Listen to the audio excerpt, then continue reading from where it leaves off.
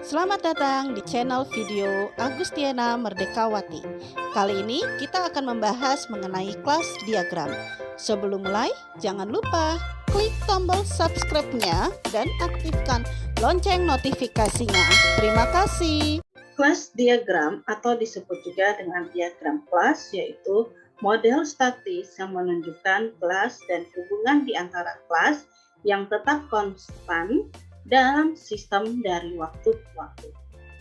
Diagram kelas menggambarkan kelas yang meliputi perilaku, keadaan, dengan hubungan antar kelasnya. Jadi kalau disimpulkan dari dua poin tersebut, diagram kelas yaitu hubungan antar kelas di mana masing-masing kelas tersebut mempunyai perilaku atau atribut dan mempunyai operasi atau metode yang tetap konstan nilainya ya dari waktu ke waktu. Selanjutnya, elemen pada kelas diagram ya itu terdiri dari beberapa, yaitu yang pertama ada kelas. Kelas berbentuk atau disimbolkan dengan kotak seperti ini yang terdiri dari 3 bagian.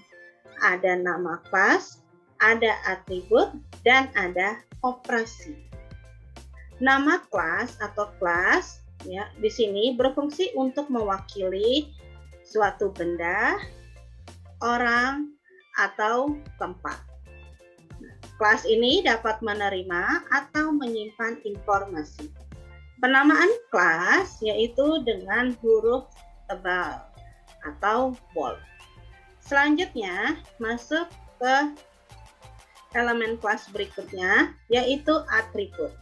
Atribut di sini merupakan gambaran keadaan suatu objek atau menggambarkan karakteristik atau ciri yang dimiliki oleh kelas tersebut atau objek tersebut.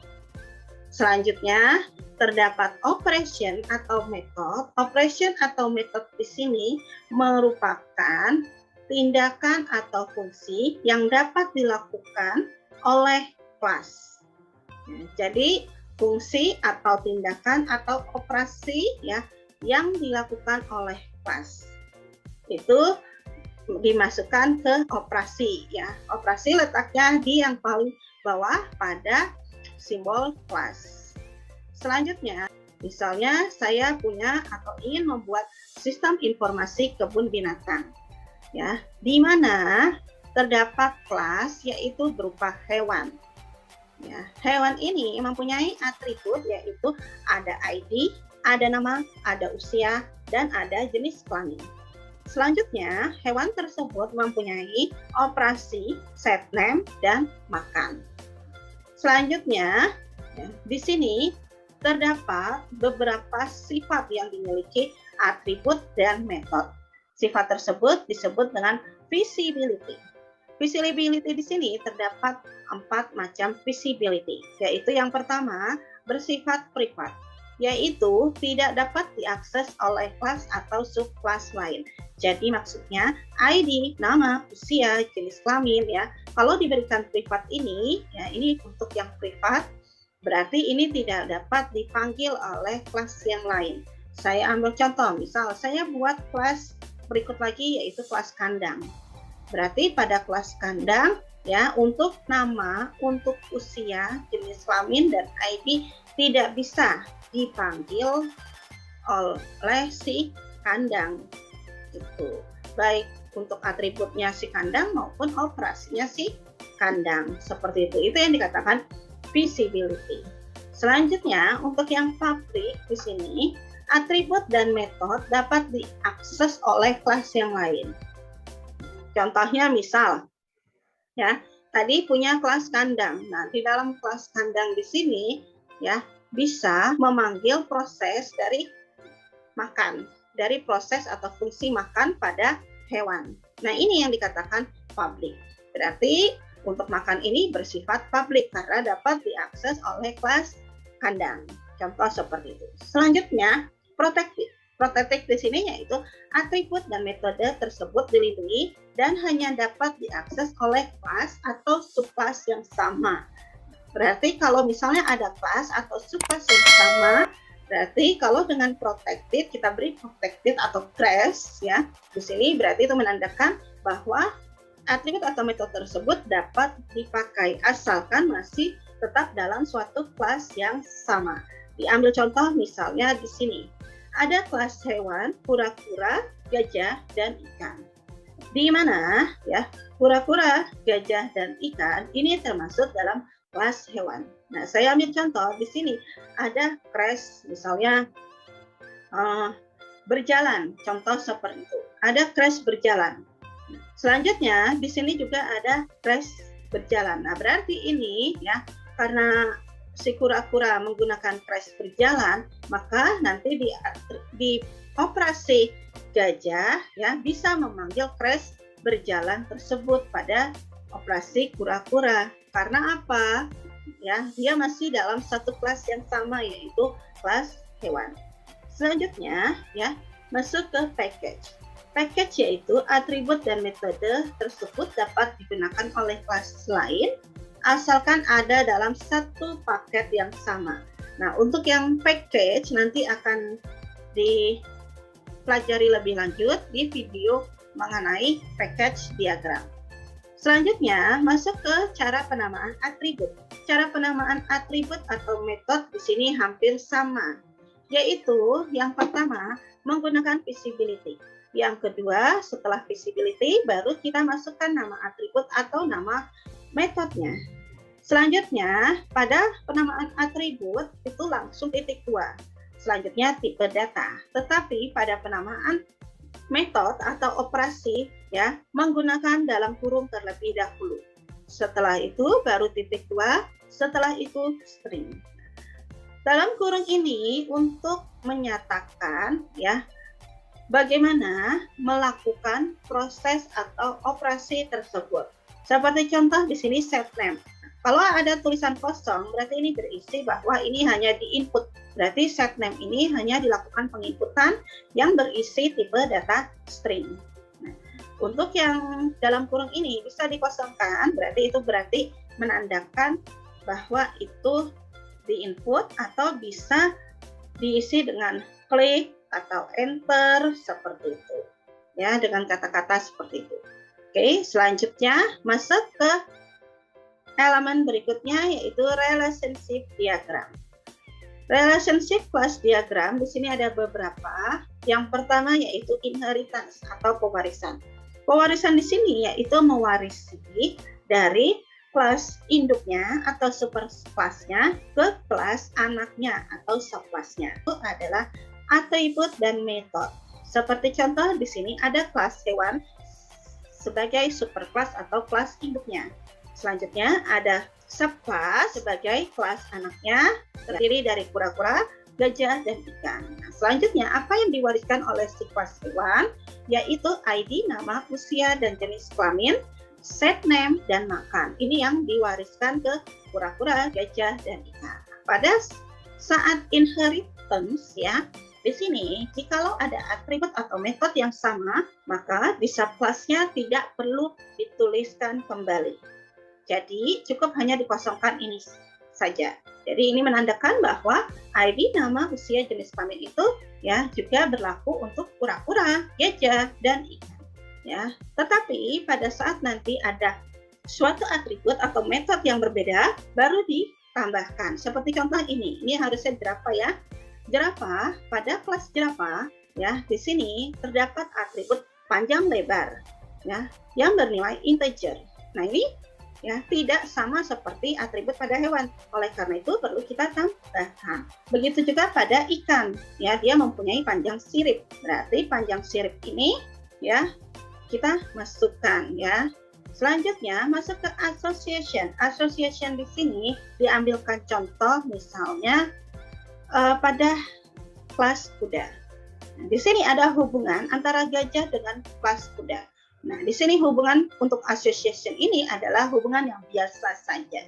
Contoh yang lain, association, misalnya, ambil contoh transaksi dengan buku. Jadi membeli buku. Membeli itu masuknya ke transaksi ya, kelas transaksi. Selanjutnya buku itu masuknya ke kelas buku. Berarti kan ada hubungan antara transaksi dengan buku, di mana pada saat melakukan transaksi masuklah data buku di dalam transaksinya. Seperti itu. Nah, ini adalah hubungan yang biasa saja, bukan inheritance ya, bukan aggregation seperti itu. Ya, berarti di sini kita menggunakan association. Selanjutnya masuk aggregation. Aggregation yaitu setiap bagian bisa berdiri sendiri tanpa harus ada keseluruhan. Nah, seperti contoh di sini ya, ada kelas kura-kura dan ada aggregation-nya, selanjutnya sekelompok kura-kura. Maksudnya seperti apa ini? Jadi pembacaannya, kura-kura ya merupakan bagian anggota kelompok kura-kura ya, merupakan bagian anggota, berarti kan cuma hanya bagian. Nah, sekarang apakah semua kura-kura menjadi kelompok kura-kura? Tidak. Nah, kalau tidak, berarti di sini disebut atau memakai aggregation. Karena apa? Hanya sebagian atau hanya bagian seperti itu ya. Jadi yang merupakan bagian dari. Contoh yang lain misalnya ya, rem ya.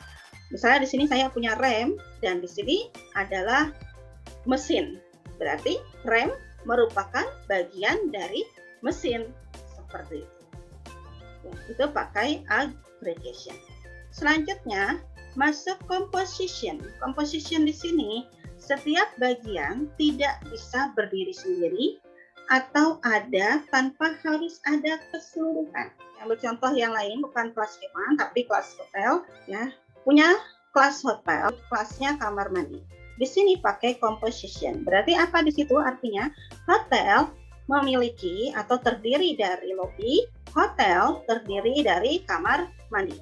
Berarti hotel terdiri dari lobby dan hotel terdiri dari kamar mandi. Selanjutnya, di sini lobby dan kamar mandi tidak bisa berdiri sendiri tanpa adanya hotel. Jadi kelas anak tidak ada jikalau kelas induknya juga tidak ada. Ya, logikanya seperti ini. Ada lobby, ada kamar mandi. Ya berarti itu bukan hotel. Jadi tidak ada hotelnya. Ya, jadi nggak ada. Ya, jadi di sini lobby dan kamar mandi tidak bisa muncul sendiri kalau tidak ada hotelnya. Jadi kan logikanya kita buat hotelnya dulu, baru kita buat lobby dan kamar mandinya. Seperti itu. Selanjutnya masuk ke multiplicity. Multiplicity di sini yaitu batasan pada setiap relasi. Jadi setiap relasi yang menghubungkan antar kelas mempunyai batasan nilainya. Diambil contoh di sini ada kelas hotel. Kelas hotel memiliki satu lobby. Dan di sini kelas hotel memiliki 1 sampai banyak kamar mandi. Jadi di sini ada nilai 1 dan yang ini ada 1 titik-titik bintang. Nah, 1 titik-titik bintang ini menyatakan 1 atau banyak atau lebih seperti itu. Nah, di sini contoh dari multiplicity ya, ada hanya 1 seperti contoh tadi ya, hotel memiliki hanya 1 lobby atau di sini departemen hanya memiliki 1 bos. Seperti itu. Selanjutnya 0 atau lebih, berarti bernilai 0 atau banyak. Contohnya di sini, seorang karyawan dapat memiliki banyak anak atau seorang karyawan ya tidak memiliki atau 0 memiliki anak. Contoh yang lain yaitu 1 atau lebih. Di sini 1 titik-titik bintang, berarti contohnya seorang bos memiliki 1 pegawai atau seorang bos memiliki banyak pegawai.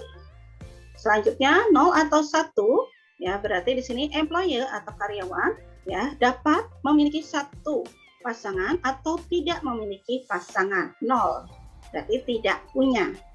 Selanjutnya range yang spesifik. Range yang spesifik di sini terdapat nilai sendiri, yaitu nilainya kita masukkan sendiri, minimumnya berapa dan maksimumnya berapa. Contohnya di sini yaitu employee ya dapat melakukan cuti 2 atau 4 hari. Ya, 2 sampai 4 hari. Nah, ini yang dikatakan batasannya. Oh, bisa berarti kalau cutinya bisa 2 sampai 4 hari. Seperti itu. Lebih dari itu ya tidak bisa. Itu yang dikatakan range yang spesifik. Selanjutnya multiple. Multiple ini yaitu punya beberapa nilai batasan ya. Ini bisa diambil sendiri juga. Contohnya di sini seorang karyawan dapat mengikuti satu organisasi ya, atau seorang karyawan dapat mengikuti 3 organisasi, atau seorang karyawan dapat mengikuti 5 organisasi. Sama seperti misalnya saya ambil contoh, seorang mahasiswa dapat mengikuti 1 ekstrakurikuler, seorang mahasiswa dapat mengikuti 3 ekstrakurikuler, atau seorang mahasiswa dapat mengikuti banyak ekstrakurikuler. Pembahasan kita sampai di sini. Selanjutnya akan ada video-video pembelajaran yang lainnya. Terima kasih telah melihat video pembelajaran kelas diagram dari saya. Jangan lupa klik tombol subscribe-nya dan aktifkan lonceng notifikasinya. Terima kasih.